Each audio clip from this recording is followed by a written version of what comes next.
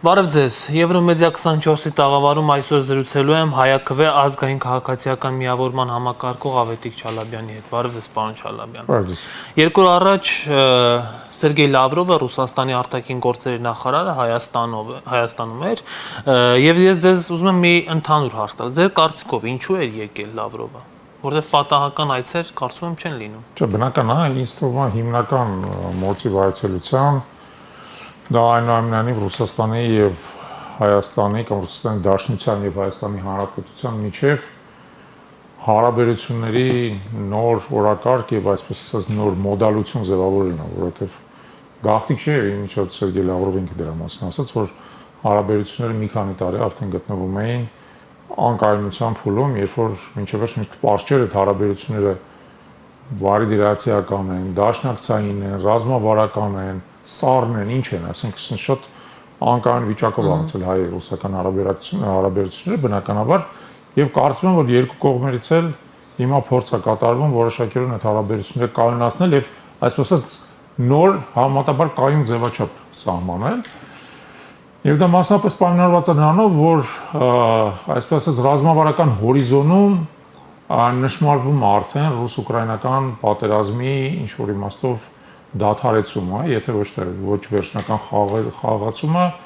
այլ առնվազն ինչ որ մի զինադադար եւ այլն, որը հնարավորություն է տալիս Ռուսաստանին իր այլ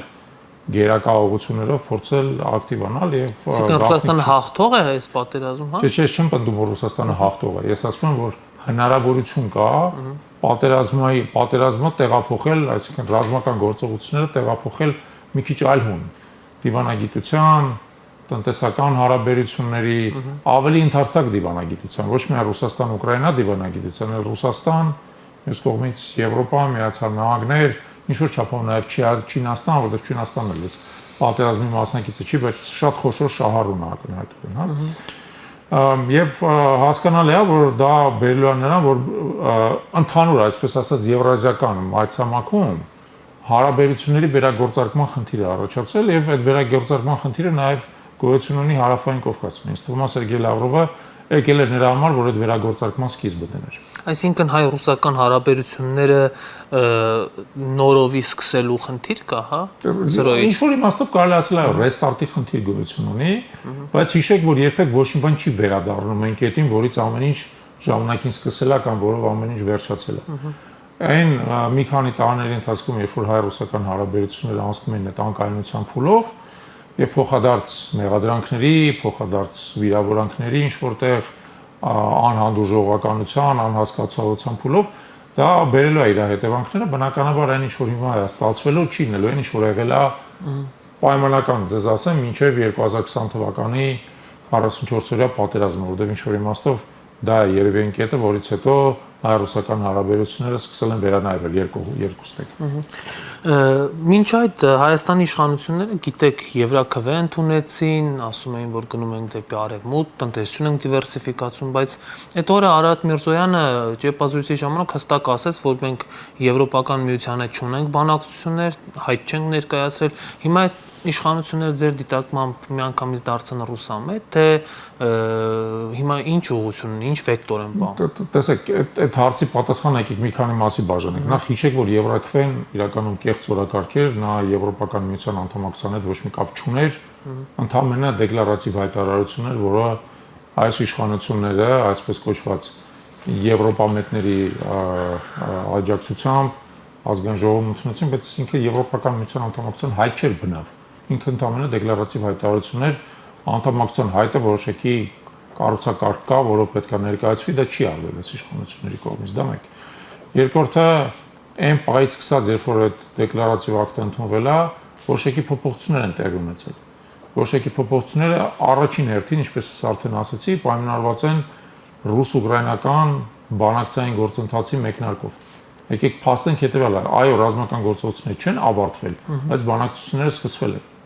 Ընդ որում այդ բանակցությունները տեղի են ունենում բազմակողմ ձևաչափով։ Տեղի են ունենում օրինակ Ռուսաստանի Դաշնության եւ Միացյալ Նահանգների նախագահների միջև հեռախոսազրույցներ։ Արդեն 3 անգամ տեղի են ունեցել, հիշեցնեմ, որ նախորդ ադմինիստրացիայի օրոք ըստ էության դա սառեցված էր։ Տեղի են ունենում որոշակի կոնտակտներ արևմտյան մի շարք երկրների եւ Ռուսաստանի Դաշնության միջև։ Օրինակ մայիսին մի շարք եվրոպական երկրների ղեկավարներ, ինչպես օրինակ Սերբիայի նախագահ Վուչիչը այցելեցին այնուամենայնիվ Ռուսաստան ինչը նախկինում չկար։ Եվ այլն, այսինքն որոշակի գործընթաց է տեղի ունենում։ Իդեպ բանակցությունները, որոնք տեղի ունեցան Ստամբուլում, հիշեցնեմ ձեզ, որ թեև ուղիղ բանակցությունները տեղի են ունենում Ռուսաստանի Դաշնության եւ Ուկրաինայի միջև, բայց կողքից դրան մասնակցում էր եւ Թուրքիան, եւ Միացյալ Նահանգների պատվիրակությունը, եւ Եվրոպական միության մի շարք երկրների պատվիրակությունները եւ այլն, այսինքն փորձ է կատարում, պետք է հասկանալ, որ ռուս-ուկրաինական հակամարտությունը ի վերջո Ռուսաստանի եւ Ուկրաինայի միջև չի։ Մյուս կողմը, թեև անմիջականորեն ռազմականորեն գուցե չի ներգրաված, բայց շահառուները եւ Եվրոպական միության երկրներն են, եւ Թուրքիան, եւ Միացյալ Նահանգներն են։ Ուստի այդ բոլոր շահառուների միջև հիմա որոշակի փնտրտուքի գործընթաց է, թե կարգավորումը ինչ տեսք է ունենալու, հնարավոր է արդյոք կարգավորումը թե չէ, թե կարող է կողմերը շարունակեն իսկապես սպանդը անհասկանալի քաղաքական նպատակներով կամ գուցե ավելի շատ նույնիսկ ներքաղաքական նպատակներով Ռուսաստանի Դաշնությունը իր ներքաղաքական նպատակներով Ուկրաինան իր ներքաղաքական նպատակներով ի վերջո պատերազմը դարձել է ինչ-որ չափով իշխանություն պահելու միջոց նաև դա էլ գաղտնիք չի, բոլորը սկսել են դա հասկանալ եւ այդ ամեն ինչի ֆոնին ըստ էության հիմա փնտրտուք է գնում։ Հնարավոր է արդյոք խաղացնել այդ ռազմական բախումը, հնարավոր է տեղափոխել դա դիվանագիտական հարթություն թե չէ։ Եվ նորից կրկնեմ, որ դա այդ ամեն ինչի ամենապատկերում պատահական չի, որ տեղի է ունենում նաև Հայաստանի գործող իշխանության որոշակի վարկագծային փոփոխություն, որովհետև նրանք հասկանում են, որ օրինակ ԱՄՆ ազդեցությունը տարածաշրջանում սկսել է նվազել, եւ դա ԱՄՆ որոշումն է։ ԱՄՆ վարչակարգը դրա մասին բացահայտ հայտարարում է, ինքը ասում է մեր հիմա գերակայությունները այլ են։ Մեր գերակայությունն է մեր պետական պարտքը կրճատել։ Մեր գերակայությունն է հասնել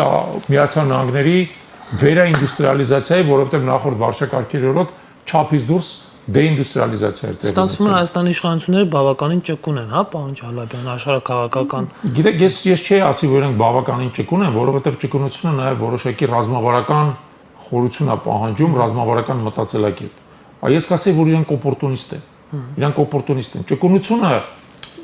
վատ իմաստով են ճկուն, այսինքն 2022 թվականին իրենք ճկվեցին արևմուտքի կողմը, գնացին ինչպես հիշում եք Պրահայում փաստաթուղթ ստորագրեցին, որը բերեց Արցախի կորստին, եւ որովհետեւ այդ պայմաններում արևմուտքը ավելի հզոր էր թվում։ Հիմա թվում է, որ Ռուսաստանն ավելի հզորանում, իրենք սկսում են ճկվել Ռուսաստանի կողմը։ Բայց իրականում այդ ամեն ինչի մեջ ռազմավարական, այսպես ասած, գիտակցություն, ռազմավարական հեռանկար, ազգային շահերի պաշտպանություն ես չեմ տեսնում։ Ավելի շուտ տեսնում սեփական իշխանությունը ինչ որ կերպ պաշտպանելու, սեփական իշխանությունը պահպանելու որոշակի մոլուցք։ Հիմա գարանտիաները կան Ռուսաստանի կողմից։ Ներողություն կրկնեմ։ Գարանտիաները իշխանության պահպանման կան Ռուսաստանի։ Կա հակառակ գործընթացը, Ես կարծում եմ, որ Ռուսաստանը բավական ընդգծված սկսել է աջակցել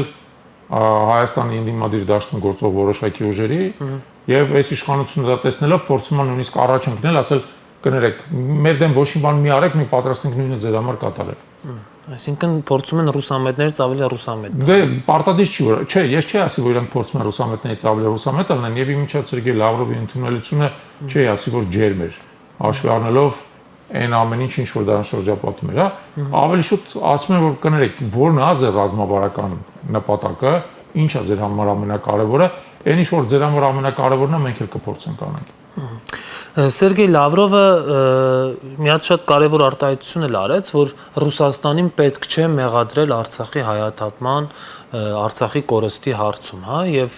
ըստ էության հայկական կողմին մեղադրեց, նույնիսկ ասաց, որ կար ծրագիր, որպեսզի 7 շրջաններից 5-ը տրվեր Ադրբեջանին, 2-ը մնար Հայաստանին եւ այլն,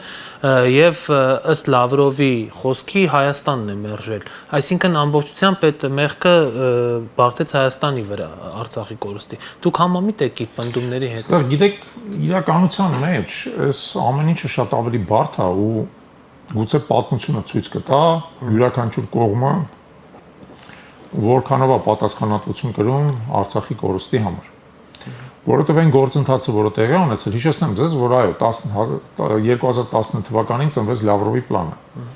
Այդ Լավրովի պլանը իսկապես ենթադրում էր այն, ինչ որ դուք նոր ցիտեցիք։ Դրանից հետո բանակցային գործընթացը որոշակիորեն մտավ փակուղի։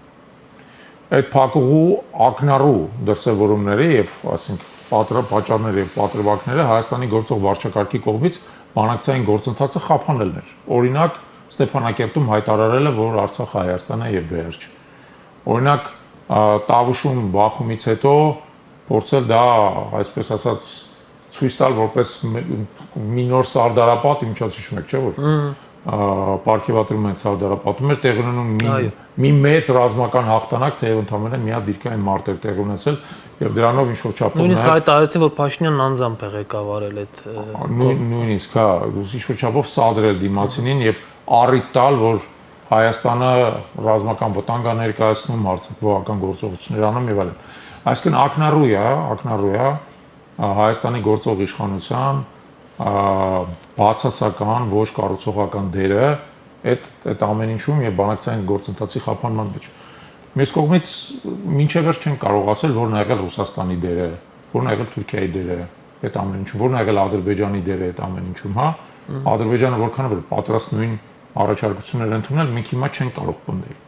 Անկեղծ ասած դա միայն ժամանակը ցույց կտա։ Իդեպ Լավրովը չասեց, որ Հայաստանն է մերժել։ Լավրովը ասաց մերժվեց այդ պլանը։ Ինքը այդ ձևակերպումը տվեց, որ մերժվեց այդ պլանը։ Բոլոր դեպքերում մենք հիմա ունենք այն ինչ որ ունենք եւ իդեպ Արցախի անկումը հիշեք, որ երկու փուլով է տեղ ունեցել, մեկը 44-օրյա պատերազմը, որում դեռևս Ռուսաստանը շարունակում էր աջակցել Հայաստանին։ Եվ մյուսը 2023 թվականի սեպտեմբերի 10-ի սկսված իրադարձությունները, որոնք մոտ 2 շաբաթ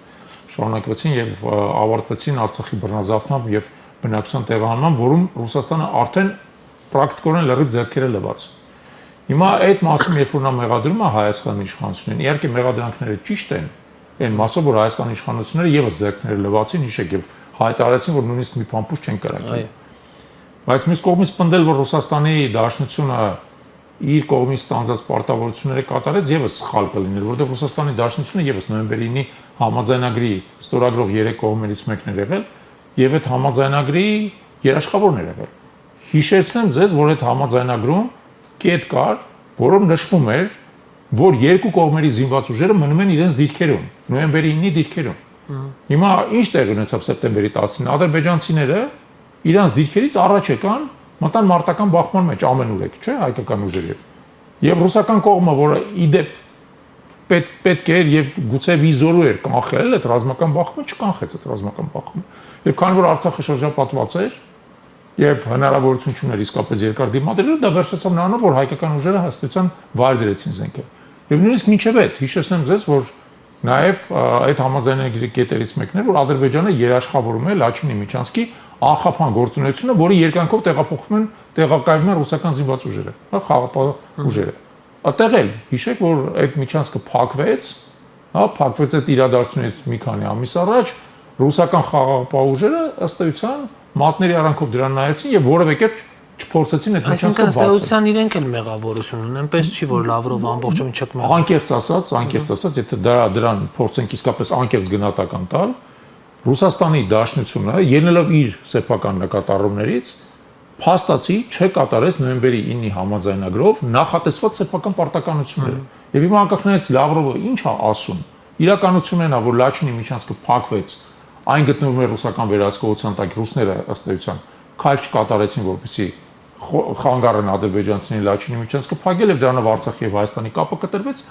իսկ հետո հաջորդ կետը նոյեմբերի 9-ով նախատեսված, որ զինված ուժերը երկու կողմերի մնում են իրանց դիրքերում, դա էլ չկատարվեց, Ադրբեջանը անցավ հարձակման եւ Արցախը արդյունքում ստիպված եղավ Արցախի զինված ուժերը ստիպված եղան ազնատուր լինել։ Ոստի Լավրովը լավ կլինի, որ անկեղծ լինի այդ մասում։ Նորից եմ ասում, այս ամեն ինչը չի հանում պատասխանատվությունը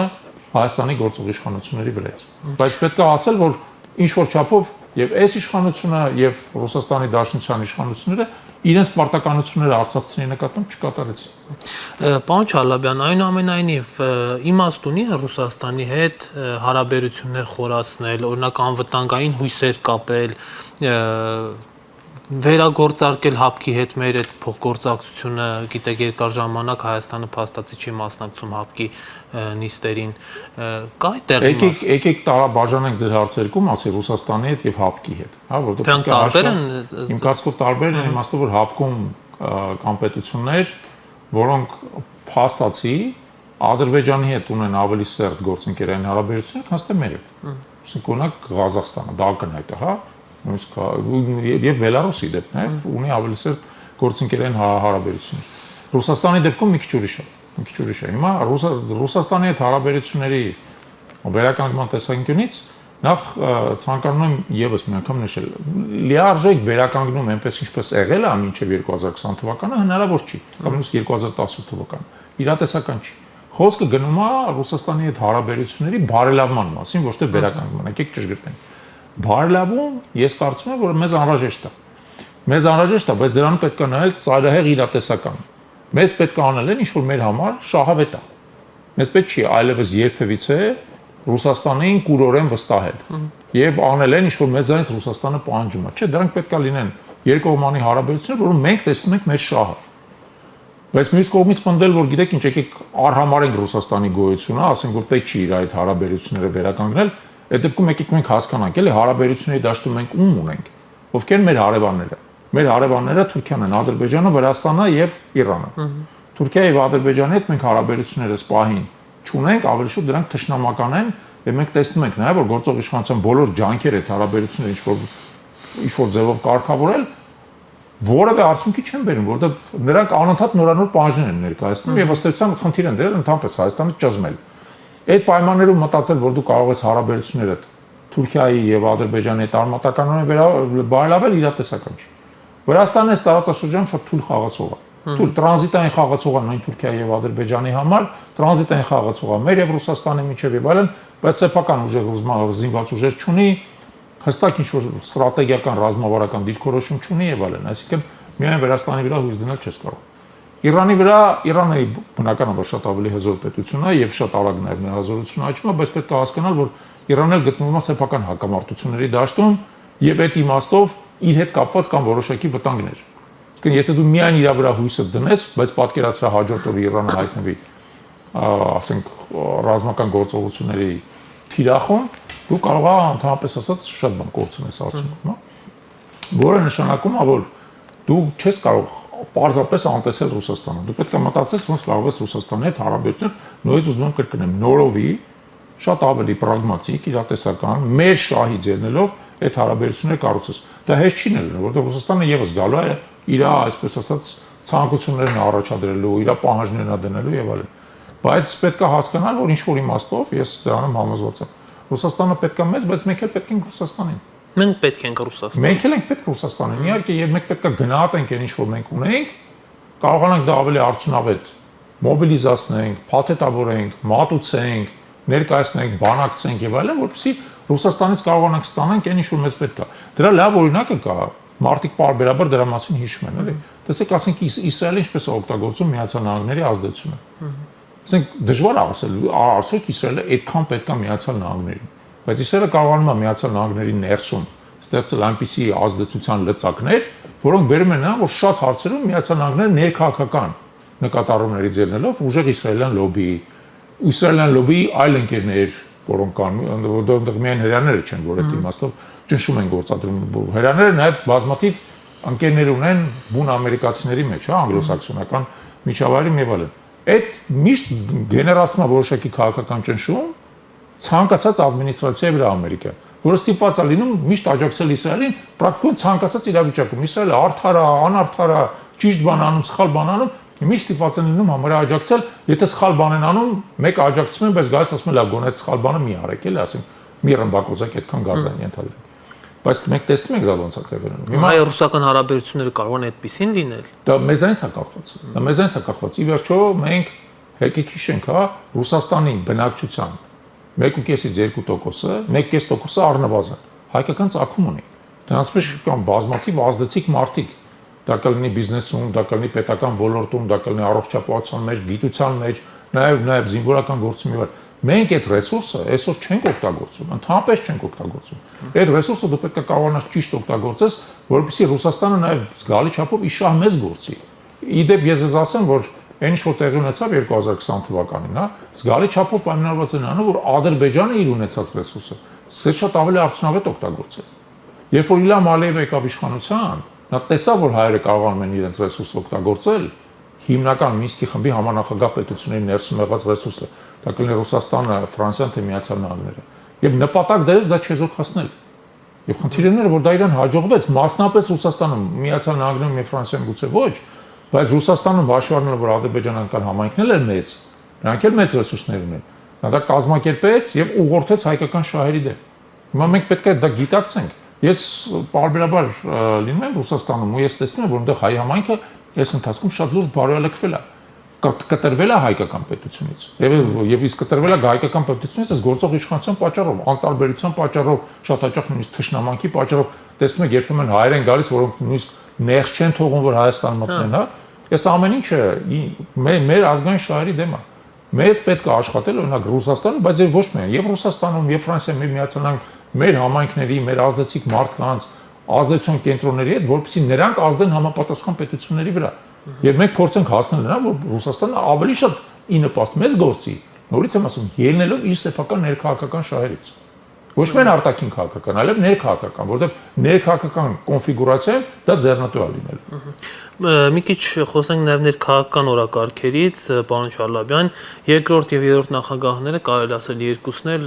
ասուլիսով հանդես եկան, իհարկե նախագահ Սերժ Սարգսյանն պարագայում դա ճեպազրույց էր, բայց եւ այնպես էլի միմյանց հետ կապված հայտարարություններ արեցին։ Նախ Ռոբերտ Քոչարյանը հայտարարեց, որ 18 թվականին զանգել է Սերժ Սարգսյանին, հետաքրքրվել իրավիճակի մասին, որից հետո Սերժ Սարգսյանն նախ վստահեցրել է, որ ամեն ինչ կարգին է, հանդարտ է, որից հետո հրաժարական է տվել եւ փաստացի էլի մեղադրվեց ոչ ուղղակիորեն, բայց մեղադրվեց Նիկոլ Փաշինյանին բերելու մեջ։ Սերժ Սարգսյանն էլ դրան պատասխան չհերկեց, որ Ռոբերտ Քոչարյանը զանգել է, բայց այնուամենայնիվ էլի հանրապետականները պատասխանում են այդ մեղադրանքներին։ Ի վերջո 2018 թվականին Սերժ Սարգսյանը իշխանությունը հանձնել է Նիկոլ Փաշինյանին, պարոն Չալաբյան, թե Կարեն Կարապետյանին, ով նաև համարում են Ռոբերտ Քոչարյանի ավելի շատ քոչարյանական գործիչ։ Անկեղծ ասած, ինձ թվում է, այդ հարցը դուք ճիշտ մարդու չեք հասցեագրում։ Այն իմաստով, որ այդ հարցը պետք է հասցեագրել կամ այն մարդկանց, որոնք այդ պնդումները անում են, Ռոբերտ Քոչարյանին, Սերժ Սարգսյանին, նրանց անմիջական շրջապատին, հա, եւ նրանք պետք է պատասխանեն։ Կամ մի անգամ նրանք միմյանց են մեղադրում։ Չէ, ես անկեղծ ասած ժողովրդական ասացված կա, էլի մատի եւ մատանու միջև մտնելու, իրանք իրար ինչքան ուզում են թվում մեղադրեն, չեմ կարծում որ մենք պետք է մտնենք այդ բանի մեջ, հա, այդ այսպես ասած բանավեճի մեջ եւ փորձենք դա մեկնաբանել։ Իմ համար ակնհայտը հետեւյալը։ Նիկոլ Փաշինյանը 2018 թվականին իշխանության է եկել այն պայմաններում,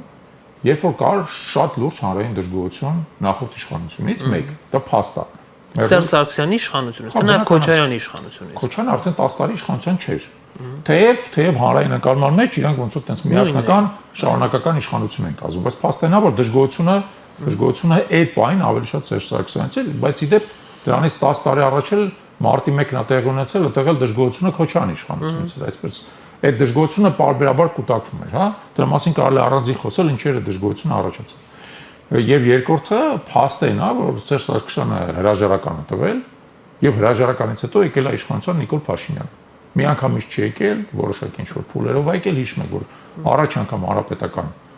կուսակցության խմբակցությունը չքվեարկեց նրա օգտին, դրա համար նա չդարձավ վարչապետ, երկրորդ անգամ արդեն ինչ-որ քանակությամբ ձայներ տվեց, որ իմ տեսանկյունից շատ վիճելի քայլ էր, ինչ էին այդ ձայները տալիս, կարան չքվեարկեին ազգային ժողովը ծրվեր գնային նոր ընտրությունների օրինակ։ Իմ կարծիքով դա ավելի արդյունավետ քայլ կլիներ։ Բայց հիմա արել են, եւ դա փաստ է։ Այդ փաստերը անհերքելի են։ Հիմա ամեն մեկը թող ինքը մեկնաբանի այդ փաստերը, որովհետեւ մտնում են շատ դետալների մեջ։ Ես իդեպ ինքս էլ եմ ժամանակին մտել այդ դետալների մեջ։ Շատ մարդկանց հետ եմ խոսացել, ներառյալ ձեր ասած Կարեն Կարապետյանի, իրանց վերսաներն ունեն եւ յուրաքանչյուրի վերսան մյուսի վերսայից ինչ-որ չափով տարբերվում է եւ յուրաքանչյուրը փորձում է իրավիճակը ներկայացնել այնպես, որ իր համար ավելի շահեկան լինի, դա զարմանալի չէ։ Պարոն Չալաբյան, գիտեք ինչ է այս հարցը կարևոր, որովհետեւ ընդդիմության շրջանակում կոնսոլիդացիաների կարևորագույն հարցը եւ այսպես ասած լակմուսի թուղթը հենց այդ հարցն է, ով է բերել Նիկոլ Փաշինյանին, որովհետեւ միմյանց ասում են, գիտեք ինչ կա, դուք Նիկոլ եք բերել, մենք ձեր հետ չենք կարող։ Ես ներողություն խնդրում եմ։ Ընդդիմության շրջանակում կոնսոլիդացիայի հարցը դա չի, որովհետեւ խոսքը վերաբերվում է ընդհանրապես ընդդիմության երկու կոնկրետ ուժերի, Հայաստան Դաշինքին եւ Հանրապետական կուսակցությանը, այսօր արդեն ընդդիմության մեջ առաջանում են նոր ուժեր, որոնք այդ ուժերի հետ չեն կոնսոլիդացվելու, դա ակնհայտ է, չեն կոնսոլիդացվելու։ Եվ երկրորդը ենթադրում են, որ իրենց հանրային ազդեցությունը Հայաստան Դաշինքի մասին մի քիչ դժվար ասել, որ դա բավական մեծ է, բայց Հանրապետական կուսակցությանը գերազանցել է։ Դուք տեսել եք սոցիոլոգիական հարցումների արդյունքները, տեսել եք մոտավորապես ինչ կարգի աջակցություն ունի հանրապետական կուսակցությունը։ Ըստ սոցիոլոգիական հարցումների արդյունքների մոտավորապես 1.5% քաղաքացիներն են, որ աջակցում են հանրապետական կուսակցությանը։ Հիմա պնդել, որ իրանք մեծ ուժեր են, մեծ են եղել։ Մեծ են ուժել, դա դատելով նրանով, որ 2021 թվականին իրանք են անցել ազգային ժողով։ Բայց այդ ընթացքում իրանք ազդեցությունը նվազել է։ Նվազել է 21 թվականից այս կողմ։ Բնական է նվազել է, երբ է նվազել։ Ավելին ձեզ ասեմ, ազգային ժողովում ներկայացված բոլոր երեք ուժերը եւ իշխանությունը եւ երկու ընդդիմադիր խմբակցությունները իրենց բոլորի հանրային ազդեցությունը նվազել է այս ընթացքում։ Դա ակնհայտ է։ Դա ցույց են տալիս սոցիոլոգիական հարցումները, դա ցույց է տալիս նաեւ, որ հանրության մեջ նոր ուժեր են առաջացել, որոնք հավակնում են նրան, որ իրենց իշխանության համար պատասխանատվություն ստանձնեն։ Դա ակնհայտ է։ Ակնհայտ է, որ օրինակ ձեր լրատվամիջոցը նոր է, չի առաջացել։ Չկա, չէ 21 թվականին։ Չկա, չէ 21 թվականին։ Դուք ձեր լրատվամիջոցը այս երեք ուժերից որևէ մեկի բանի մեջ է գտնվում, շարժի չէ։ Դե դա տեսեք դուք ինքներդ եք պատասխանում, որովհետև առաջանում են նոր ուժեր, առաջանում են նոր լրատվամիջոցներ, առաջանում են նոր ազդեցության կենտրոններ եւ այլն, որը նշանակում է, որ եղած երեք ուժերի ազդեցությունը պակասում է ժամանակի ընթացքում։ Եվ դա զարմանալի չի։ Դա զարմանալի չի, որովհետև մի հասարակություն, որը արդեն 5 տարի է անընդհատ ստրեսի մեջ է ապրում, նա մեղադրում է ոչ միայն գործող իշխանության, նա սկսում է մեղադրել նաև ընդդիմության, ասում է ոչ մի բան չի կարողանում անել։ Այլ հարց է, կարող են թե չեն կարող, այլ հարց է, սահմանադրությունը դա թույլ է տալիս թե չէ։ Բայց փաստը նա, որ իրականում հասարակական դժգոհությունը կուտակվում է եւ հասարակությունը նոր լուծումներ է ման գալի եւ նոր լուծումները նա պետք տեսնելու է նոր դեմքերով։ Եվ վերջում կարճ անդրադարձ կատարենք նաև իմպիչմենտի գործընթացին։ Մեր նախորդ զրույցից հետո զարգացումներ են եղել, երկու պատգամավորներ Հակոբ Ասլանյանն ու Հովիկ Աղազարյանը, ովքեր եւս փաստորեն իմպիչմենտի կողմնակից են, Էդմոն Մարուկյանի տեխնացությունն էին առաջադրել, ինչը մերժվեց պատիվ ունեմ խմբակցության կողմից։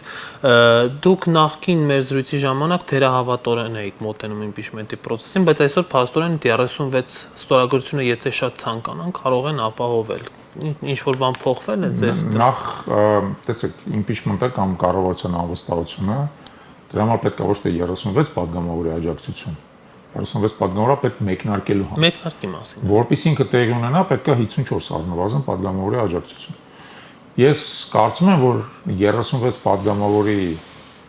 աջակցություն տեսականորեն գուցե կարելի է ստանալ եթե լինի այդպիսի տեխնացու այն տեխնացուն որ առաջադրվել էր հաստատ է տեխնացուն չէր, որովհետև ինքը խմբակցությունների որևէ վստահություն չէր վայելում։ Ակն այդ պատճառով այդ խմբակցությունները նաև արտահայտվեցին դրա մասին, հա։ Այո։ Բայց տեսականորեն կարելի է գտնել այդպիսի տեխնացու, փորձել ասենք իսկապես դրա շուրջը բանակցություններ ունենալ, մի քանի տեխնացու իդենտիֆիկացնել, փորձել ինչ-որ կոալիցիա ձևավորել եւ այլն։ Հիմնական խնդիրը ուրիշ տեղ է։ Ասենք տեխնացու առաջադրել 36 ձայներով հնարավոր է։ Արդյոք հնարավոր է հասնել նրան, որ իշխող խմբակցության առնվազն 18 падգամավորներ դրան միանան։ Ես այս շաբաթ 168 AM-ի տաղավարում դրան անդրադարձել եմ։ Իմ կարծիքով դա հնարավոր է մենակ այն դեպքում, երբ որ դրա հանրային պահանջը լինի, եւ այդ հանրային պահանջը ոչ թե լինի ուղղակի տունը նստած, մարդիկ խոսան դրա մասին, Facebook-ում գրառումներ անել, մարդիկ դուրս գան փողոց։ Դե ով է հրավիրել դուրս չեն եկել։ Պետք է հրավիրել։ Մարդիկ դուրս գան փողոց։ Մարդիկ դուրս գան փողոց։ Հիմա որ դեպքում մարդիկ դուրս կգան փողոց։ Մարդիկ դուրս կգան փողոց կամ եթե այնպեսի մի հատ տեխնացու է, որը շատ լայն հանրային վստահություն է վայելում եւ իսկապես կարողանում է մարդկանց մոբիլիզացնել։ Մենք դա տեսել ենք անցած տարի։ Այո։ Անցած տարի դա եղավ։ Բայց հետո պարզվեց, որ այդ տեխնացուն այս կամ այն պատճառով ունի որոշակի խնդիրներ, հա։ Այո։ Իրավական խնդիրներ, սահմանադրական սահմանափակումներ իր դեմքով առաջադրվելու համար։ Հիմա կա այն մի տեխնացուն, որը իսկապես մեծ հասարակությունը կարող է մոբիլիզացնել անի փողոց։ Դժվար հարց է։ Եթե կա, պետք է նշել է տեխնացուի անունը, ոչ թե նշել մի տեխնացույան, որը ընդհանրապես ոչ մի հանրային աջակցություն չունի։ Այն տեխնացուն, որի մասին դուք ասում եք, ընդհանրապես ոչ մի հանրային աջակցություն չունի։ Այսինքն նա չի կարող մարդկանց փողոց հանի, այդ ակնհայտ է, չէ՞։ Եվ ուրեմն պետք է լինի տեխնացու, որը մարդկանց կարողանա ոգևորի, բայց դա հեշտ չի, եւ դա տեխնացուի խնդիրը չի։ Դա նաեւ հասարակության որոշակի հիասթափության, հոգնածության խնդիրն է։ Կամ, եթե դա տեխնացուով չի, պետք է լինի պատճառ որոշակի։ Օրինակ Փաշինյանը պետք է գա, ասի, դե գիտեք ինչ Ժորժ ջան, Ալևին ձայնս պահանջում է Տիգրանաշենը հանձնել, ես էլ ուրիշ ձև չունեմ, պետք է Տիգրանաշենը հանձնեմ, օրինակ։ Այդ դեպքում ես բոլորովին չեմ զարմանա, նույնիսկ ընդհակառակը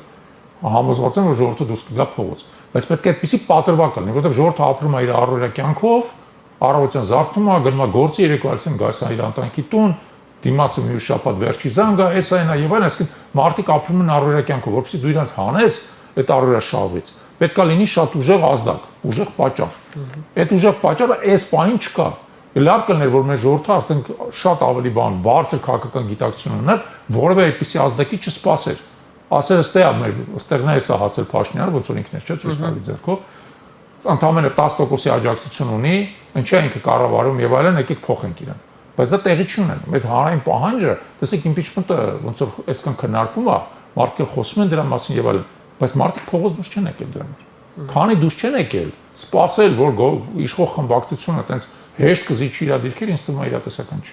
Շատ լավ, հետևենք քաղաքական process-ներին, պարոն Չալաբյան, հատկապես որ դրանք արագ փոփոխվում են եւ նոր իրողություններ են ի հայտ գալիս։ Շնորհակալ եմ ձեզ այս զրույցի համար։ Հարգելի հեռուստատիտողներ, ես զրուցում եմ Հայաքվե ազգային քաղաքացիական միավորման համակարգող Ավետիք Չալաբյանի հետ, կհանդիպենք։